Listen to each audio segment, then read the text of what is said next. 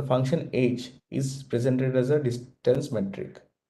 The high variance in y results in high variance in h. Due to limitations on the computational power, we cannot take a large number of replications. Due to this, we take the median of h of y. The median of h of denoted as h hat is a function of y and thus of x. Thus, we equate h hat of y to g of x. The y corresponding to h hat of y is denoted as y hat. The h hat of y or g of x is a median value and hence an estimate of a single stochastic outcome. So we define the objective so as to minimize the expected value of gx over the discrete solution space of S. Given the definition of hy and gx, it is clear that for an optimal solution of x star, the objective function value will be 0. That is, gx star is expected to be 0. In our model, we have seen that we have 3 calibration variables. We also have 3 simulation outcomes, namely HCV antibody prevalence, HCV RNA or active disease prevalence, and IDU prevalence.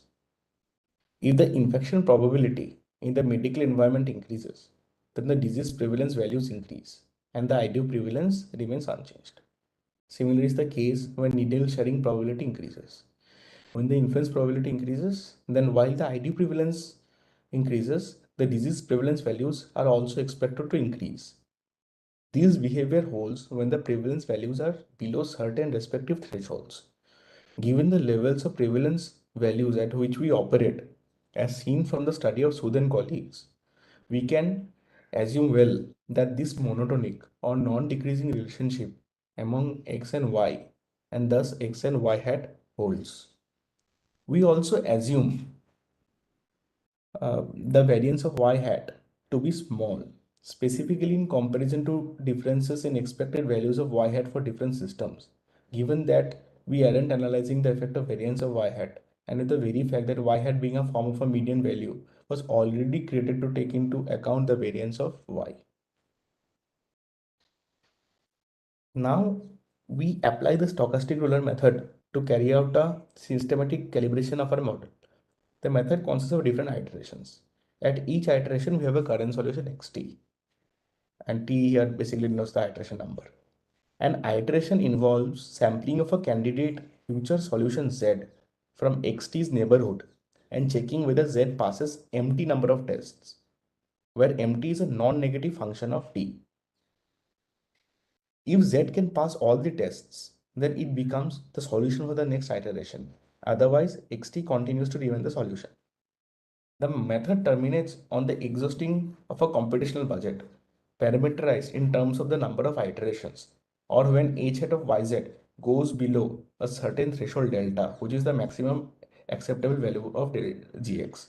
Now here, with respect to mt, it is to be noted that mt is while it is a non-negative function of t, it is also a non-decreasing function of t. To determine this threshold delta, we decide on the allowable average deviation from the target value for each simulation outcome. We then multiply this deviation delta average by the number of simulation outcomes. If our delta average is 0.15, then our threshold average is 0.45. We work with delta average values of 0.15, 0.125, 0.1 and 0.067. Here, with a computational budget of 40 iterations, which took 7 hours and 6 days to be exhausted, we could get values of h hat of y or g of x below only the average deviation mark of 0.15 and 0.125. We now come to the final part of this study, and perhaps also the most interesting part of this study. So where we devise a method to accelerate the stochastic ruler method while working on a discrete discrete solution space. For this, we have used the concept of discrete convexity to remove a portion of the solution space even before the application of the stochastic ruler method. In fact, it is to be noted that the removal of the portion of the solution space is not related specifically to a simulation optimization algorithm. Now, the need for accelerating simulation optimization algorithms, even if externally, as we do here, arises due to the fact that the basic algorithms are often slow and the convergence is also inefficient.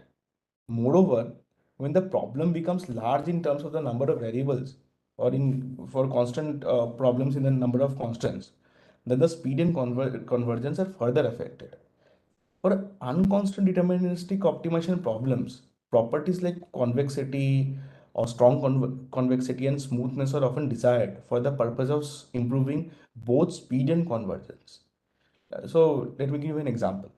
For the steepest descent algorithm used for solving deterministic unconstant optimization problems, smoothness is a desired property to improve the rate of convergence of the algorithm. For a twice continuously differential function, the maximum eigenvalue of the Hessian matrix is taken as the smoothness parameter. Another property which is desired is strong convexity. Again, for twice continuously differentiable functions, if all the eigenvalues of the Hessian matrix are positive, then this indicates strong convexity, and the minimum eigenvalue of the Hessian matrix is taken as the strong convexity parameter. Smaller the ratio of the smoothness and the strong convexity parameters, better is the convergence of the steepest descent algorithms. Stochastic approximation algorithms, and specifically simultaneous perturbation stochastic approximation algorithm, also known as SPSA, borrows the idea of steepest descent into simulation optimization algorithms. So Ghadimi and Land developed an accelerated version of stochastic approximation algorithm for a strongly convex objective function. Jian and Henderson showed that smooth objective functions assist the convergence of stochastic approximation algorithms. Finally, it is to be noted that convex functions in unconstant optimization problems in general ensure that local optimal solutions are global optimal solutions as well. Now, this is a theoretical section. So now we can see the different definitions of types of convex functions which are of interest to us. To define the convex function, we let it be continuously differentiable over its domain. The definition is in terms of 2 points z and y in the domain of the function, and I'll give a geometric definition. So the functional value at z will be greater than or equal to the functional estimate at z, which is provided by the tangent line drawn on the function curve at w. But for a strongly convex function, the functional value at z will be greater than or equal to the functional estimate at z, which is provided by the tangent line drawn on the function curve at w, plus a certain positive and finite quantity defined in terms of the square of the distance between z and w. The parameter mu is the parameter for strong convexity and it is greater than 0. But the function value at z also has to be bounded. Hence, a term similar to the strong convexity term is introduced, and beta is the parameter for smoothness. The smoothness of a convex function provides a bound on how much greater the function value at z can be from its functional estimate at z, which is provided by the tangent line drawn on the function curve at w. We call such a function beta smooth. For twice continuously differentiable functions, mu and beta act as the lower and upper bounds respectively of the Hessian matrix defined at W. While mu and beta can be any positive numbers less than the minimum eigenvalue of the Hessian matrix at W and greater than the maximum eigenvalue of the Hessian matrix at W respectively. But by convention, the minimum and the maximum eigenvalue of the Hessian matrix at W are taken as the estimates of mu and beta respectively. So while convexity is generally understood for continuous domain spaces, but attempts have been made to extend the concept of discrete domain spaces as well. The study of Chen and Lee mentions two conditions which define discrete convexity. First of all, there has to exist a function g which can be defined over the real space and has values equal to fw at points w which belong to the discrete space on which f is defined. Uh, and this g is a convex function. In a study, this condition is easily satisfied as the calibration variables are originally from a continuous space, more specifically the open interval from 0 to 1 for each of the three calibration variables. We work with a finite number of three tuples of the calibration variables which we obtain from preliminary experimentation. The second condition defined by Chen and Lee is that an extension can be made so as to test local optimality, and the existence of local optimality defines global optimality. Convenient ball diameters can be selected to test local optimality. The basis of our objective function is h of y, defined in terms of the simulation outcomes. Given a set of optimal simulation outcomes, we see that for each simulation outcomes, as each calibration variable is increased from the respective minimum value taken, the value of h of y goes towards a minimum.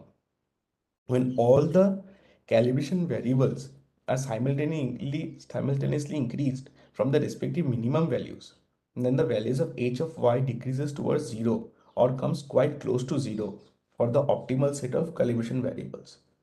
On further increasing any calibration variable, the value of h of y increases. Thus, a local optimal value achieved is the global optimal value. Thus, the definition of h of y coupled with the monotonic, here non-decreasing relationship between the calibration variables x and the simulation outcomes y results in the second condition of Chen and Lee being satisfied in a study. Thus, we have proved discrete convexity for our objective function and the given solution space. We shall use this property to remove a portion of the solution space even before the application of the stochastic roller method. To improve the calibration, we devised an approach taking advantage of the monotonic relationship between x and y hat. We order all calibration variables in a particular order. Suppose we have k1 variables for calibration variable 1, k2 variables for calibration variable 2, and so on and so forth. Then for each variable, we order the values in such a way so that an increasing variable index indicates a higher value.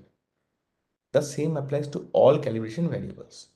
We start the SST approach at Excel, where all calibration variables have the respective lowest values. If the y hat values for Excel are less than the respective target values, then we increase the indices of each calibration variable by 1. Then at the new XOR system, we evaluate y hat, and if the values are less than the respective targets, then we can truncate a region of the solution space. Thus, if we are at system X for a given index t and the y hat values corresponding to x are less than the respective target values, then we can remove all such systems or x's where the indices of every calibration variable are less than or equal to the index of the current x, that is t.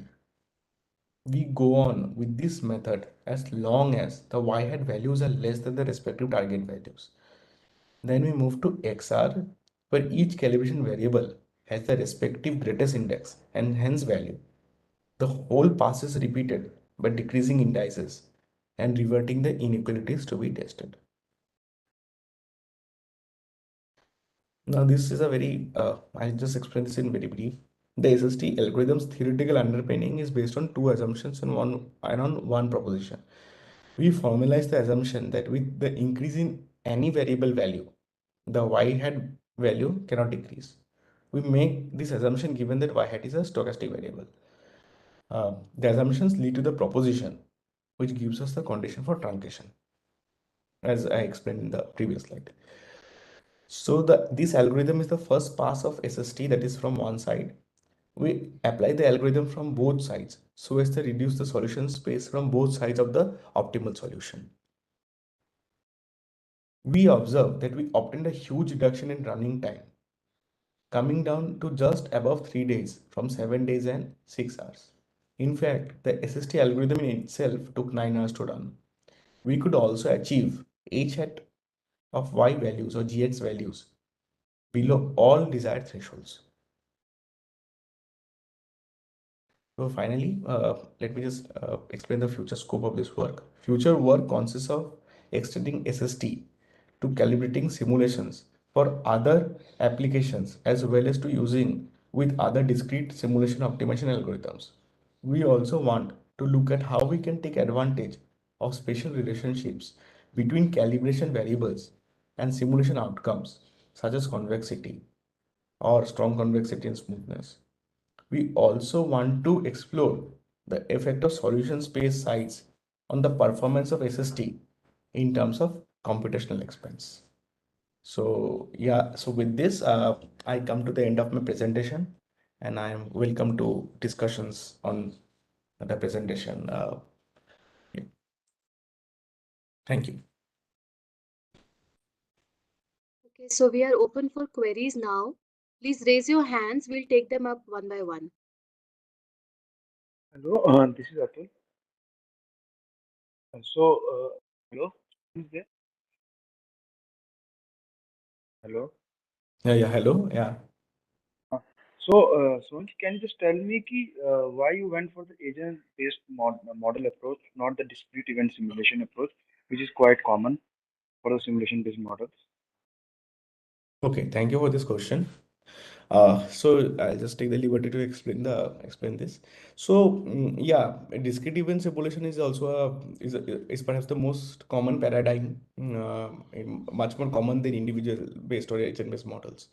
So discrete event simulations basically focus on certain events. So they describe system state. So system is sort of a number of certain entities, and then system state is basically some variables which describe those entities, and then events occur which alter those variable values, and that's the system state. So if you see at a microscopic level, this also happens here also. Here also, for example, if my prevalence values uh, are there, then these prevalence values are sort of variables which are describing my system state. Then the population size, because I have a population which increases over time, and like it happens in the general case also, like we see that the population is dynamic, it doesn't stay. So if, for example, let us see like prevalence values, then disease stage wise prevalence, then for example, the population composition, everything is so these are sort of variables which are describing the system state. But suppose we have so many variables, so and such large number. Now to concentrate on, and there are so many variables and there are so many events taking place. Now just let me see what all can take place on each and every day. We can have births taking place, deaths taking place. Uh, so someone is going to the medical environment, say, to the social interaction environment. Someone is going to and someone is going to share needles. Someone is going to be influenced into becoming injecting drug users. Someone is going to get infected. Someone is going to progress in some infected person is going to progress in the disease progression model. There are so many events taking place, so it becomes very difficult, right, to keep track of so many events. So that's why a very convenient method, on I think, which is in the current usage, is individual based models. So what we do is that leave everything else, let us focus on those people who are like sort of the most basic entities of the system, that is the people or some major individuals. Let us in technical terms, individuals. um, Now these individuals will interact among themselves, they will have some behavioral characteristics, or they will interact in some ways. While now these sort of interactions, what are the birds, deaths, sharing of needles, getting influenced, going to certain environments, everything, all these are sort of events taking place. But these are all events taking at the individual level. Now the focus is not on events, but on individuals. So I got it this there. is just for So convenience that individual, you are just focusing on the individual and their basically interaction with all other entities. So that's why you exactly, went for the agent. exactly. Yeah. Thank you. Thank you. So we have one question from Dheeraj. Dheeraj, please go ahead. Hello sir. Sir एक एक दो questions हैं। हाँ हाँ बोलिए। एक ये है कि इसमें आपने इंडिविजुअल को ही कंसिडर किया है। मोर डेटा सेट कंसिडर कर सकते हैं, मोर देन 1%, 2 हाँ और 3? हाँ हाँ, तो यहाँ पे मोर देन 1% ही है। मतलब यहाँ पे जैसे हम शुरू करते तो 40,000 लोगों में, मतलब एक नंबर है, किसी नंबर से करते हैं, मान इन नोट है 40,000। तो ओवर द टाइम बर्ड्स होंगे, डेथ्स होंगे, सब होंगे, और पॉपुलेशन हमारे बढ़ते रहेंगे, है ना। तो obviously more number of individuals है। अ, तो yeah. और डिजीज प्रोग्रेशन का कुछ ड्यूरेशन आपने मेजर किया, कितना मीन मीडियन हो सकता है प्रोग्रेशन का? 1 डे, 2 डे, 5 डे, ऐसा कुछ? मतलब हाँ, वो थोड़ा ऑब्वियसली सा तो। हार्म करने लगे धीरे धीरे करके ऐसा? हाँ हाँ, क्या बोला धीरज। मतलब डिजीज थोड़ा हार्म करने लगे, मतलब हाँ हाँ, बिल्कुल। इस तरह तो से ड्यूरेशन? देखिए, HCV बहुत स्लो प्रोग्रेसिंग डिजीज है, ठीक है। यहाँ पे मेरा यूनिट ऑफ टाइम मैंने डे ही रखा है, लेकिन मैंने एज्यूम किया है कि ट्रांजिशंस जनरली जो मार्कअप मॉडल है, जो हमने लिया है और जो बहुत एक कॉमन मॉडल है, वो मॉडल एनुअल टर्म्स में डिस्क्राइब्ड है एंड सॉर्ट ऑफ DTMC है। सो वो डिस्क्रीट टाइम मार्कअप चेन। सो ये DTMC में हम देखते हैं कि अलग अलग स्टेट्स है। तकरीबन आप मान लीजिए 50 साल तक एवरेज, 50 55 साल तक, 56 साल तक लग जाता है सीरोटिक स्टेज में जाने के लिए। जिस वजह से स्टडीज हुए हैं, जो जो कि हमारे तो चलिए क्लिनिकल स्टडी नहीं है, जो क्लिनिकल स्टडी है, जैसे कि पंजाब में हुए हैं, सूद का स्टडी है। फिर एक ग्रुप है आर के धीमान का, चूग याशिका चूग, उन लोगों ने किया है 2019 में, चंडीगढ़ में जो PGI है ना, वहाँ पे कॉलेज बहुत अच्छा, वहाँ पे किया है। तो वहाँ पे उन लोगों ने देखा है कि HCV का एक्चुअली ना लाइफ एक्सपेक्टेंसी पे बहुत इफेक्ट नहीं है, वो वैसा नहीं होता इफेक्ट। लेकिन बात ऐसी है कि डिजीज का एक प्रीवेलेंस है, अब प्रीवेलेंस काफ़ी हाई है। तो अगर आप मान लीजिए हमारे देश में भी करीब करीब 2% प्रेवलेंस है, 2% लोगों को HCV है। तो जो एब्सोल्यूट नंबर्स पे जब हम जाते हैं ना, तब वो प्रॉब्लमेटिक है। और एक प्रॉब्लमेटिक एस्पेक्ट क्या है HCV का, HCV जनरली यूथ्स में ज़्यादा होता है। उसका एक बहुत बड़ा रीज़न है इंजेक्टिंग ड्रग यूज, जैसे पंजाब में है काफ़ी इंजेक्टिंग ड्रग प्रिवेलेंस, आपको पता है, और इंजेक्टिंग ड्रग बहुत प्रिवेलेंट है। वैसे नॉर्थ ईस्ट में मणिपुर वैसे स्टेट्स में है। तो उस वजह से क्या होता है कि इंजेक्टिंग ड्रग यूज जब बहुत प्रिवेलेंट हो जाता है आपका, या फिर इनफैक्ट अब तक तो चलिए पिछले 15-20 साल में ऐसा हुआ है कि लोगों को फिर भी ब्लड ट्रांसफ्यूशन और ये सब चीज़ों में काफ़ी कंट्रोल आ गया है, मतलब उसको स्क्रीन करके करते हैं। तो पहले तो अक्सर ऐसा होता था कि बहुत ब्लड जो ट्रांसफ्यूज कर रहे हैं या फिर जिस तरह से मेडिकल प्रोसीजर होता था वो भी अनसेफ होता था बहुत जगह। तो वो भी एक रीज़न था। तो इससे क्या होता है ना कि हमारा प्रीविलेंस में एक्चुअली प्रॉब्लम है, प्रीविलेंस वैल्यूज हाई हो जाता है। और जनरली यूथ में ज़्यादा होता है। यूथ, और हमारे मॉडल से वो आता भी है, मतलब वो स्टडी का तो पार्ट नहीं है पर जनरली मेरे थीसिस का पार्ट है। तो वो हम देखते हैं कि यूथ में बहुत प्रिविलेंट है।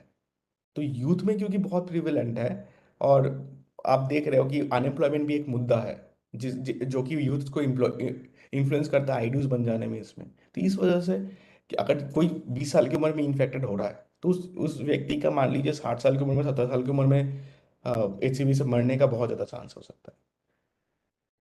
और कॉस्ट बहुत होता है, लेटर स्टेजेस में आपके कॉस्ट बहुत बढ़ जाते हैं। और लीवर ट्रांसप्लांट के अलावा इस स्टेज पे आके कोई उपाय नहीं होता, जो कि आप जानते हैं कि उसके क्या असर हो सकता है। महिलाओं पर क्या है, जैसे स्टडी जूठा खाने से होता है, ये सुनने में आया मेरे से, जूठा खाने से भी होता है हाउस होल्ड्स में? देखिए जूठा खाने से होता है ऐसा तो साइंटिफिकली कहीं है नहीं, मतलब ऑल ओवर द वर्ल्ड किसी स्टडी में मुझे मिला नहीं है। लेकिन generally blood to blood transmission है। अब मान लीजिए जैसे कि अब वो ब्लड स्ट्रीम में इफेक्ट होना पड़ेगा, लेकिन ठीक है। तो अच्छा, जैसे जूठा खाने को मैं के साथ मैं एग्जांपल दे सकता हूँ कि सेक्सुअल इंटरेक्शंस को चलिए मैं देखता हूँ। तो मैंने ना अभी अपना मॉडल अपडेट किया है, चलिए ये तो पिछले साल का मॉडल था, अभी अपडेट किया है। मैंने उसमें से सेक्सुअल इंटरेक्शन हटा दिया है। उसका हटाने का एक बहुत बड़ा रीज़न है उसका कॉन्ट्रिब्यूशन बहुत कम है, निगली, और उसको हटाने से लिटरली कोई फर्क नहीं पड़ता। तो तो ये जो मोड्स है, जैसे कि सेक्सुअल इंटरेक्शन है कि some sort of penetrative sex हो रहा है, या तो मैं तो यहाँ पे ओरली तो ट्रांसमिशन की बात ही नहीं सोच रहा, तो ब्लड से ऐसा स्प्रेड नहीं होता। सो डीप जैसे ब्लड ट्रांसफ्यूजन का रिस्क है, ब्लड ट्रांसफ्यूजन में मुझे अभी जैसे मिल रहा है कि करीब करीब 80% रिस्क है, 80 टू 1 2% रिस्क है अगर ट्रांसफ्यूज ब्लड, क्योंकि वो भारी मात्रा में जाती है। अब आप सोचिए कि नीडल से सोचिए, नीडल से सिर्फ 2% चांस है। ये जो इंजेक्शन ड्रग यूज का भी मैं बोल रहा हूँ, अगर किसी में इन्फेक्टेड ब्लड चला भी गया तो 2% चांस है। तो कितना ब्लड जा रहा है, मतलब वो उस मोड पे डिपेंड करता है। तो जूठा खाने से नहीं होता है, तो मतलब ऐसा कोई इविडेंट नहीं है। अगर किसी का मतलब मुंह में कट हो के रखा है, ब्लड टू ब्लड ट्रांसमिशन हो रहा है, बहुत कम चांस है, मतलब 10⁻⁻6 10⁻⁷ ऐसा हो सकता है, लेकिन बहुत कम है। थैंक यू तो सर। ऐसे केसेस रिपोर्टेड ही नहीं हुए हैं, मैं जहाँ तक लिटरेचर में है, ओके ना सर। ही हमारे डॉक्टर क्लिनिकल कोलैबोरेटर ने बोला है कभी।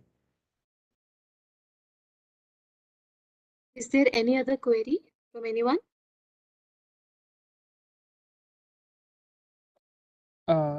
Hello, sir. That hello. is Sarthak. Sir, I want to ask one thing. You showed us three parameters for the HCV transmission among the adults.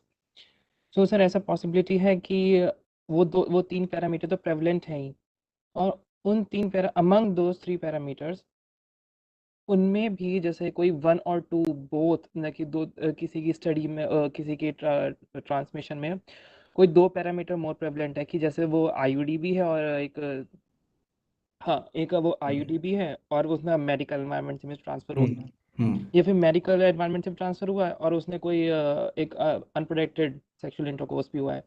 तो अगर ये पैरामीटर्स को भी आप पीएनसी करके, कुछ है ऐसा कि पीएनसी करके मल्टीपल स्टेजेस में या फिर मल्टीपल फैक्टर्स बना सकें कि ये इतने इफेक्टिव हो रहे हैं और इतने इफेक्टिव नहीं है, और कोई अगर दो पैरामीटर ओवरलैप्स होते हैं तो इनसे एक क्वांटिटेटिव इंडेक्स निकल के आता है, तो कुछ ऐसा वेटेड एवरेज मॉडल करके कुछ निकल के आए। हाँ, तो जैसे कि ये मेरे स्टडी में मुझे लिटरेचर से मिल जाता है। लिटरेचर एक चक्रवर्ती का स्टडी है जो कि 2013 का है, नॉर्थ इंडियन हॉस्पिटल्स का ये। आ, तो यहाँ पे जैसे आपने बोला इंजेक्टिंग ड्रग यूज का, इंजेक्टिंग ड्रग यूज करीब करीब 25%, injecting drug use plus tattooing. तो इंजेक्टिंग ड्रग यूज मान लीजिए 20%, आपके मान लीजिए 15 से 20% के बीच में कॉन्ट्रीब्यूट अकेले करता है। और मेडिकल फैसिलिटीज जो है ना, ताजुब होगा जान के, 74.1% उसका कॉन्ट्रीब्यूशन है अकेले। ये अकेले मतलब विदाउट एनी अदर, मतलब उसमें सेक्सुअल इंटरेक्शन नहीं है। सेक्सुअल इंटरेक्शन के चलिए कोई भी नहीं है, मतलब उसका तो 1% भी कॉन्ट्रीब्यूशन नहीं है डिजीज पे, उसको तो छोड़ ही देते हैं। मेडिकल इंटरेक्शंस का, मैंने सेक्सुअल इंटरेक्शन इनिशियली किया था, लेकिन हमारे मॉडल से भी निकला कि उसका नहीं है, और लिटरेचर भी यही कहता है कि उसका कॉन्ट्रीब्यूशन बहुत ही कम है, तो इसलिए अभी तो हटा दिया। मेडिकल इन्वायरमेंट का बहुत कॉन्ट्रीब्यूशन है, और उसमें से अभी मैंने 74.1% बोला ना, ब्लड ट्रांसफ्यूशंस अकेले 54% कॉन्ट्रीब्यूट करता है पूरे एचसीवी बर्डन को नॉर्थ इंडिया में, अकेले ब्लड ट्रांसफ्यूशंस। अभी तो चलिए सेफ हो रहा है, क्योंकि मेरा मॉडल लास्ट 50 ईयर्स में कैसे डेवलप हुआ, जब से एचसीवी के बारे में अर्लीस्ट स्टडीज हुए थे, जब उसका अर्लीस्ट एविडेंस मिला था लेट 60s में, तब से लेके अब तक का मैंने उसका ग्रोथ मॉडल किया है। तो बहुत कम है अब सेक्सुअल इंटरेक्शन का, मेडिकल एनवायरनमेंट का बहुत है। और ओवर द ईयर्स आप मान लीजिए 60 से लेके mid 2000s तक, ठीक है, तो मतलब ब्लड ट्रांसफ्यूजन्स का तो बहुत बड़ा रोल रहा है। अभी कम होने लगा है धीरे धीरे।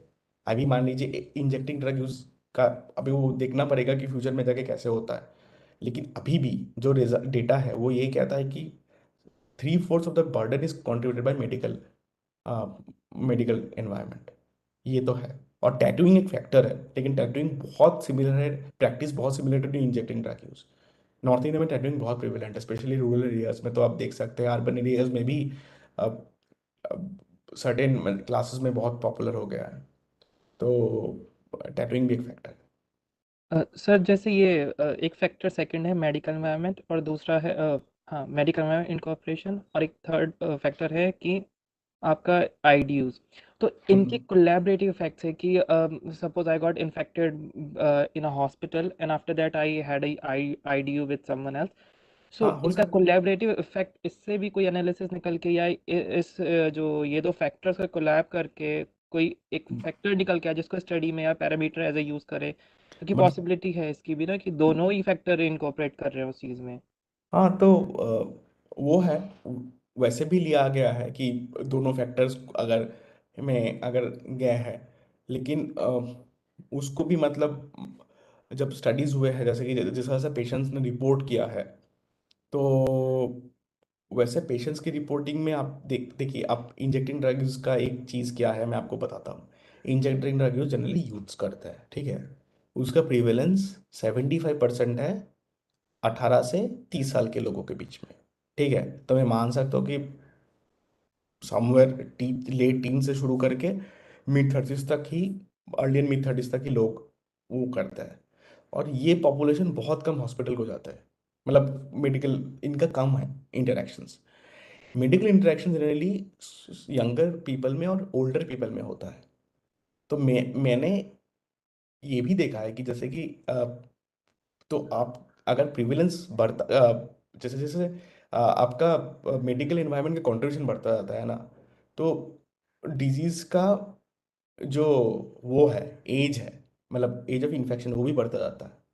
तो जनरली एज, मतलब इसी वजह से क्या होता है कि जो थैंकफुली, और ये बहुत थैंकफुली है कि क्लिनिकल, अब जो भी है वो काफ़ी फैक्टर स्टडीज ये सब मुझे नहीं करना पड़ा, क्लिनिकल स्टडीज से ही ये आता है कि there is a very small overlap between injecting drug use and medical facilities. बहुत स्मॉल ओवरलैप है, जनरली नहीं होता, क्योंकि जो इंजेक्टिंग ड्रग यूजर का ग्रुप है वो जनरली मेडिकल फैसिलिटी जाना उनके लिए इतनी ज़रूरी नहीं हो जाता।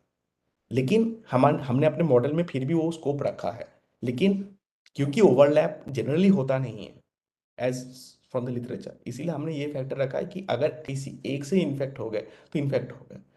तो और ये है भी, अगर आप इन्फेक्टेड हो चुके हैं तो आप दोबारा अगर उस वायरस के साथ कॉन्ट्रेक्शन में आते हैं, मतलब उसके साथ इंटरेक्ट आते हैं, तो वो मैटर नहीं करता, वो दूसरे नॉन इन्फेक्टेड लोगों के लिए मैटर कर सकता है। Okay sir, thank you so much. Is there any just other query? sorry, just one note here. I think based on what Soham said, this is Varun here. While there is no, I don't think there is much interaction between the two modes of infection. Once somebody has already been infected, the one interesting thing here is there is a huge prevalence of co-infection of HIV and HCV. Right. So people who, for example, get infected via injecting drug use, they are likely to also contract HIV actually, right? So that is one thing that is there. So in fact, there are many models that have been developed that look at HIV co-infection actually. Not in the Indian context, these models have not been done, but across the world for many other things actually, HIV co-infections have been looked at. Anyway, I just wanted to add that. Thanks. Thank you, sir, for adding that. Yeah. So is there any other query? Anyone?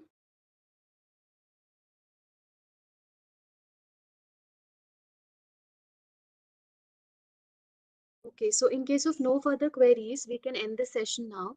Thank you, Soham, for sharing your work with us in such a detail. And thank you everyone else for participating. Thank you. Yeah, thank you. Thank you for the opportunity. I think it was good to interact and present my work. Yeah. Thanks.